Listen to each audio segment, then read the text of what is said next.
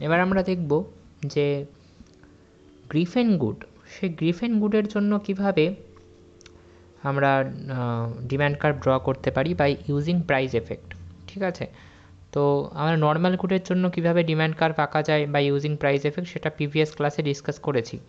আজকে আমাদের কাজ হচ্ছে গ্রিফেন গুড সম্পর্কে ডিসকাস করা, আর তারপরে আমরা দেখব যে বাই ইউজিং প্রাইস এফেক্ট গ্রিফেন গুডের জন্য ডিম্যান্ড কার্ভ কী করে আঁকা যায়।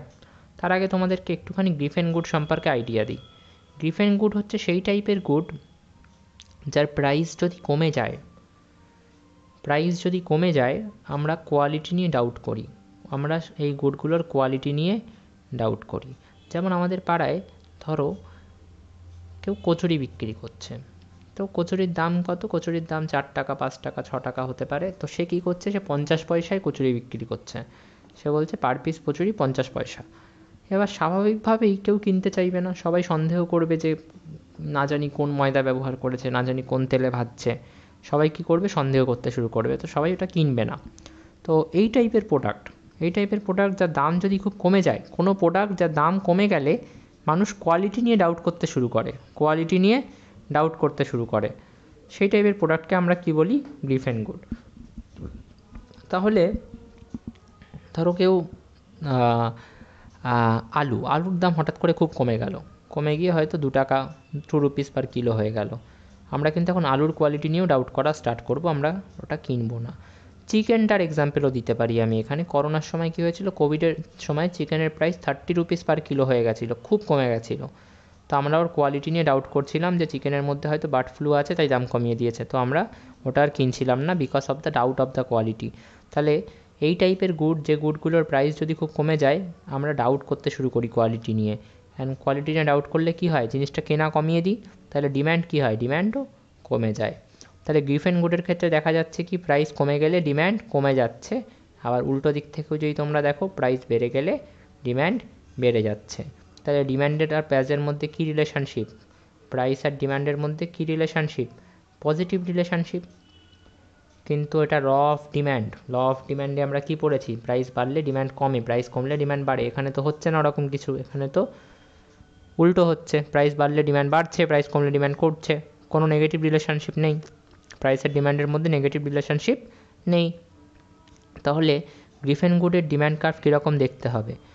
আচ্ছা, এখানে আমি এখানে লিখেও রেখেছি, তোমরা দেখতে পারো।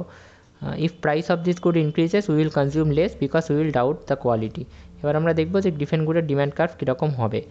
তাহলে পজিটিভ রিলেশন মানে কি? পজিটিভ রিলেশন মানে আমি তোমাদেরকে একটুখানি দেখাই এটা। ধরো এক্স হচ্ছে গ্রিফেন গুড, এক্স কি গুড? গ্রিফেন গুড। আর এক্সের প্রাইস আর এক্সের ডিম্যান্ড। প্রাইস হচ্ছে ধরো 2, ডিম্যান্ড হচ্ছে 3 ইউনিট। প্রাইস বেড়ে গেল, 5 হয়ে গেল, ডিম্যান্ড কী হবে? ডিম্যান্ডও বাড়বে স্বাভাবিকভাবে। প্রাইস বাড়লে কী হয়? গ্রিফেন গুডে ডিম্যান্ড বাড়ে। ডিম্যান্ড এখন কত হয়ে গেছে? ডিম্যান্ড এখন হয়তো হয়ে গেছে 6। ঠিক আছে, এবার এই দুটো পয়েন্টকে যদি আমি প্লট করি তাহলে আমি পেয়ে যাব ডিম্যান্ড কার্ভটা কীরকম দেখতে হবে। কোয়ান্টিটি ডিম্যান্ড অফ এক্স আর প্রাইস অফ এক্সটাকে নিলাম, নিয়ে প্রথম পয়েন্টটা কী হবে? 2,3, 2,3টা ধরলাম এখানে, 2 আর 3 এখানে, 2,3।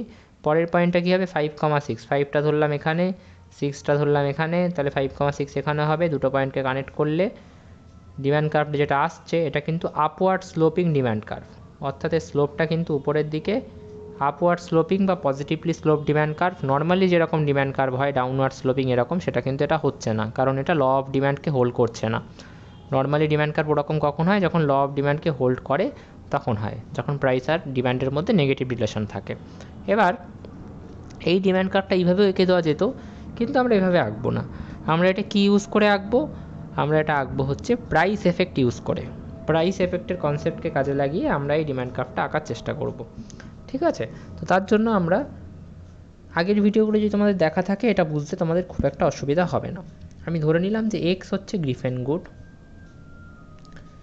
আচ্ছা, এক্সের আমি একটা দাম ধরে নিলাম। কত? এক্সের দাম আমি ধরে নিলাম হচ্ছে, সাপোজ এক্সের দাম কি ধরা যায়? এক্সের দাম ধরে নিলাম 3। আর কোয়ান্টিটি অফ এক্স, এক্সের কনজামশান ধরে নিলাম 4। ঠিক আছে, আর ওয়াইয়ের দাম, ওয়াই আর একটা গুড আমার কাছে আছে, ওয়াই কী গুড আমি স্পেসিফিকেশানে যাচ্ছি না, অসুবিধা নেই, why it is we are treating is as a very familiar good, I am not ওয়াইয়ের স্পেসিফিকেশানে যাচ্ছি না যে ওয়াইটা ইনফেরিয়ার নর্মাল, ওই স্পেসিফিকেশানে যাচ্ছি না, ওয়াইটাকে আমি একটা নর্মাল হিসেবে ট্রিট করছি, নর্মাল হিসেবে ট্রিট করছি মানে নট নর্মাল গুড, জাস্ট একটা গুড হিসেবে ট্রিট করছি।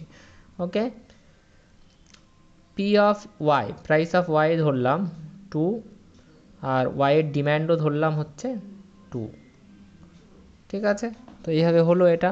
এবার আমরা একটু এঁকে নিই, কী আঁকতে হয় আমরা তো জানি, প্রাইস এফেক্ট বোঝাতে গেলে বা প্রাইস এফেক্ট দেখাতে গেলে কী আঁকতে হয়, এক্স অ্যাক্সিসে এক্স গুড নিতে হয়, ওয়াই অ্যাক্সিসে ওয়াই গুড নিতে হয়। বাজেট লাইনটা আঁকতে হয় প্রথমে, বাজেট লাইনের নাম দাও পি কিউ। বাজেট লাইনটা আঁকলে, বাজেট লাইনটা আঁকার পর কী করতে হয়, ইনডিফারেন্স কার্ভ আঁকতে হয়, তাই তো। ইনডিফারেন্স কার্ভের নাম দিতে হয় IC1। ইনডিফারেন্স কার্ভ যে পয়েন্টে বাজেট লাইনকে ইন্টারসেকশন করে সেটা হচ্ছে ইকুইলিব্রিয়াম পয়েন্ট E1। সেই পয়েন্টের সামনে এক্স অ্যাক্সিসে চলে গেলে বোঝা যায় কতটা এক্স কনজাম্পশন হচ্ছে, ওয়াই অ্যাক্সিসে চলে গেলে দেখা যায় কতটা ওয়াই কনজাম্পশন হচ্ছে। তো আমরা এখান থেকে দেখে নিয়েছি এক্সের কনজাম্পশন 4 হচ্ছে, তো আমি সেই ডেটাটা ফলো করেই গ্রাফটা আঁকবো। তো এক্সের কনজাম্পশন 4 হচ্ছে আর ওয়াইয়ের কনজাম্পশন কত হচ্ছে 2। এই প্রাইসের রেসপেক্টেই কিন্তু হচ্ছে, ঠিক আছে। এবার প্রাইসটা তো গ্রাফে দেখানো যাবে না এখানে আর, কারণ এটা এক্স আর ওয়াই গুডের কোয়ান্টিটি নিয়ে গ্রাফটা হয় ইনডিফারেন্স কার্ভ আর বাজেট লাইনের, তো প্রাইসের রেসপেক্টটা আসে না, কিন্তু ওই প্রাইসের রেসপেক্টেই কিন্তু ডিমান্ডটা হয়, সেটাও মাথায় রাখতে হবে। কনজাম্পশনটা কিন্তু এই প্রাইসের রেসপেক্টেই হয়। ওকে, এইবার আমি যেটা বলতে চাইছি তোমাদেরকে সেটা হচ্ছে যে আমরা কি করব, আমরা এক্সের দাম কমিয়ে দেবো, এক্সের দাম কমিয়ে দেবো। এক্স কোন গুড, এক্স হচ্ছে গ্রিফেন গুড, এটা মাথায় রাখবে কিন্তু, এক্স কিন গুড, এক্স গ্রিফেন গুড। এক্সের দাম কমিয়ে দেবো, দাম কমিয়ে কত করে দেবো, এক্সের দাম কমিয়ে আমি 1 করে দিলাম, 1। আচ্ছা, ওয়াইটার কথা বলে রাখি, ওয়াইটা দাম সেমই আছে, ওয়াইটার কোনো চেঞ্জ আসেনি, দাম সেমই আছে। ওকে, এবার এক্সের দাম কমিয়ে যখনই আমি 1 করলাম, ঠিক আছে, এক্সের দাম কমিয়ে যখনই আমি 1 করলাম, তোমরাই ভেবে বলার চেষ্টা করো যে এক্সের কনজাম্পশান কি আগের থেকে বাড়বে না আগের থেকে কমবে। এক্স কি গুড, গ্রিফেন গুড, গ্রিফেন গুডের দাম কমে গেলে কি হয়, মানুষ কোয়ালিটি নিয়ে ডাউট করে, কোয়ালিটি নিয়ে ডাউট করলে কি মানুষ আগের থেকে বেশি কেনে না আগের থেকে কম কেনে, অবশ্যই আগের থেকে কম কেনে, তাহলে এক্সের ডিমান্ড কিন্তু এবার আগের থেকে কমে যাবে, কমে গিয়ে কত হবে, যেটা আগে 4 ইউনিটের ডিমান্ড হচ্ছিল এখন আমি ধরে নিলাম সেটা হচ্ছে 2 ইউনিটের ডিমান্ড।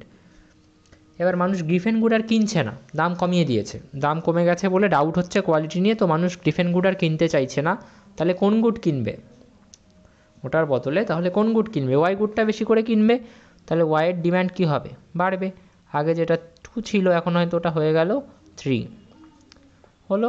এবার আমরা নিচে চলে যাই, নিচে চলে গিয়ে দেখি আবার সেই, আচ্ছা ওই উপরের গ্রাফটাতেও করা যেতে পারে, কোনো অসুবিধা নেই। গ্রিফেন গুড এর দাম কমেছে, প্রাইস কমে গেছে, তাই তো। প্রাইস কমে গেছে তার মানে কি, প্রাইস কমে গেছে এটার মানে হচ্ছে এখন আগে যতটাও এক্স খেত এখন কি আর ততটাই এক্স খাবে, নাকি এক্সের পরিমাণটা কমিয়ে দেবে। নর্মালি বলা হয় যে এক্সের দাম কমে গেলেও আগের থেকে বেশি এক্স খাবে, তাই তো, আগের থেকেও বেশি এক্স কনজিউম করতে পারবে, রাইট। স্বাভাবিকভাবে আমরা তো সেটাই বলি যে একটা জিনিসের দাম কমে গেলে, একটা প্রোডাক্টের দাম কমে গেলে আমরা সেই প্রোডাক্টটা আগের থেকে বেশি খেতে পারি, আগের থেকে বেশি কনজিউম করতে পারি। তো বাজেট লাইনটা কি হবে, বাজেট লাইনটা রাইটে শিফট করবে। বাজেট লাইনের ক্লাস তোমাদেরকে আগে থেকে দেখে রাখতে হবে, না হলে এটা বুঝতে পারবে না। বাজেট লাইন কেন রাইটে শিফট করলো, বাজেট লাইন রাইটে এই কারণে শিফট করলো কারণ এখনও কিন্তু এক্সের যেহেতু দাম কমেছে, ও কিন্তু আগের থেকে বেশি এক্স খেতে পারবে, ও যদি চায় আগের থেকে কিন্তু ও বেশি এক্স খেতে পারবে। এক্সের দাম কমে গেছে তো ও যদি চায় আগের থেকে বেশি এক্স খেতে পারবে, সেই কারণে বাজেট লাইনটা এক্স অ্যাক্সিসের দিকে রাইটে শিফট করলো। এর আরও ডিপ ইন্টারপ্রিটেশান আছে যেটা তোমরা বাজেট লাইনের ভিডিও দেখলে বুঝতে পারবে। এবার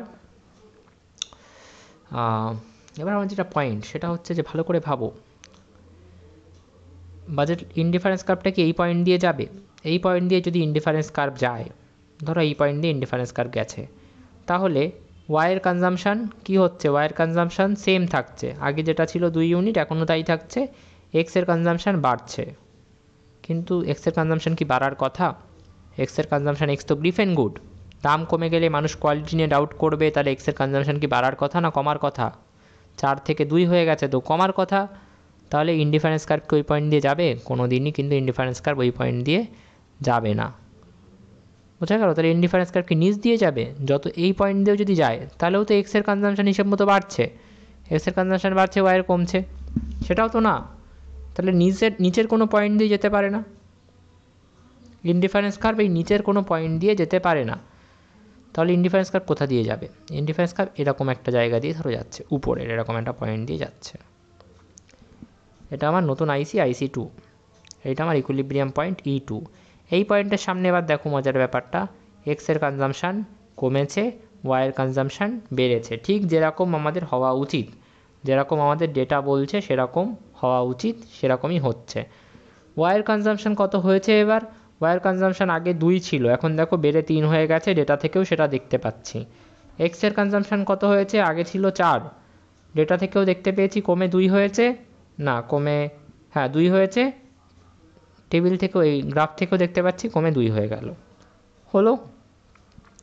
এইবার তাহলে এই যে এক্সের কনজামশান আগের থেকে কমলো, 4 থেকে 2 হলো, আর ওয়াইয়ের কনজামশান আগের থেকে বাড়লো, 2 থেকে 3 হলো। এই যে এফেক্টটা পড়লো, এই যে ফলাফলটা আসলো, কিসের কারণে আসলো? এক্সের দাম কমে যাওয়ার কারণে। তাহলে এই বিষয়টাকেই আমরা কি বলছি? এই বিষয়টাকে আমরা প্রাইস এফেক্ট বলছি, রাইট? এবার এই প্রাইস এফেক্টের সাহায্যে কিভাবে আমরা ডিম্যান্ড কার্ভটা আঁকতে পারি, গ্রিফেন গুডের ডিম্যান্ড কার্ভটা কীভাবে এই প্রাইস এফেক্টের সাহায্যে আঁকতে পারি সেটা দেখব। তো তার জন্য আমরা নিচের গ্রাফে চলে আসবো। জাস্ট কিচ্ছু না, ডিম্যান্ড কার্ভটা যদি আঁকতে হয় গ্রিফেন গুডের, কী লাগবে? এক্স অ্যাক্সিসে কোয়ান্টিটি ডিম্যান্ড অফ এক্স লাগবে, ওয়াই অ্যাক্সিসে প্রাইস অফ এক্স লাগবে। ঠিক ওই উপরের প্রাইস ডেটাটা, উপরের প্রাইস এফেক্টটা, এই উপরের প্রাইস এফেক্টটা দেখানোর জন্য আমরা যে ডেটাটার হেল্প নিয়েছি, সেই ডেটাটার হেল্প নিয়েই আমরা কি করব? সেই ডেটাটার হেল্প নিয়েই আমরা ডিম্যান্ড কার্ভটাও এঁকে ফেলতে পারবো গ্রিফেন গুডের।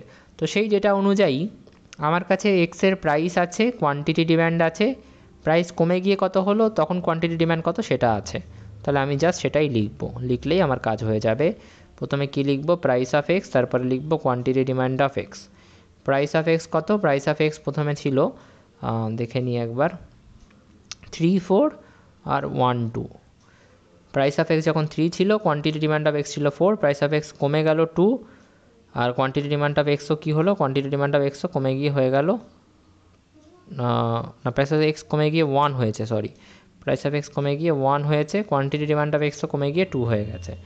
ঠিক আছে, এইবার এই দুটো কম্বিনেশন অফ পয়েন্টকে যদি গ্রাফে প্লট করা হয় তাহলেই ডিম্যান্ড কার্ভ পেয়ে যাব, তাই তো? তো প্রথম পয়েন্টটা কী হবে? 3,4 বা 4,3 আর কি। 4,3 কোথায়? এটা 1, এটা 2, এটা 3, এটা 4। 4,3, এটা 1, 2, 3। 4,3 কোথায়? এখানে। আর পরের পয়েন্টটা কি? 1,2। 1,2 কোথায়? 1,2 এই হচ্ছে 1, না পরের পয়েন্টটা 2,1। 2,1 কোথায়? 2,1 এখানে। 2,1 পয়েন্ট দুটোকে কালেক্ট করে দাও, দেখো একটা আপওয়ার্ড স্লোপিং ডিম্যান্ড কার্ভ আসবে, ঠিক যেরকম হওয়া উচিত। গ্রিফেন গুডের ক্ষেত্রে আমি একটু আগেই দেখালাম আপওয়ার্ড স্লোপিং ডিম্যান্ড কার্ভ হওয়া উচিত। তাহলে এটা কি? Demand curve of Giffen good X, of Giffen good X. কিসের থ্রু দিয়ে হাঁকলাম? এই ডেটাটা কোথা থেকে পেয়েছি? প্রাইস এফেক্টের সাপোর্টেই তো পেয়েছি, প্রাইস এফেক্টের ডেটা থেকেই তো পেয়েছি। তো প্রাইস এফেক্টের থ্রু দিয়ে বা প্রাইস এফেক্টের হেল্প নিয়ে আমরা এখানে গ্রিফেন গুডের ডিম্যান্ড কার্ভ আঁকলাম। এবার তোমাদের জন্য একটাই কথা বলার, এই ডেটাটা যেন তোমরা পরীক্ষায় আবার এইভাবে লিখে দিয়ে ডিম্যান্ড কার্ভ আঁকতে যেও না। তোমরা নর্মালি গ্রাফ দুটোকে ইন্টারপ্রেট করবে, যেখানে যেখানে নাম্বার দিয়েছি আমি সেখানে সেখানে তোমরা AB দেবে, AB এগুলো দেবে, ঠিক আছে? এগুলোর ডিটেল নোট আমি আপলোড করে দেবো, সেগুলো তোমরা ওখান থেকে দেখে নেবে কীভাবে লিখতে হবে। বোঝানোর জন্য আমি নাম্বারের হেল্প নিয়েছি, তোমরা কিন্তু নাম্বারের হেল্প নিতে যেও না আঁকার জন্য, তাহলে কিন্তু কেটে দেবে, ঠিক আছে? মানে কেটে দেবে না, যদি ঠিকঠাক করে লিখতে পারো নাম্বারের হেল্প নিয়ে তখন সেটা অবশ্যই রাইট দেবে, নাম্বার দেবে, কিন্তু নাম্বারের হেল্প নিয়ে না লেখাই ভালো, লেটার দিয়ে লেখাটাই better. Okay, so this is how you can draw demand curve using price effect in case of Griffin goods.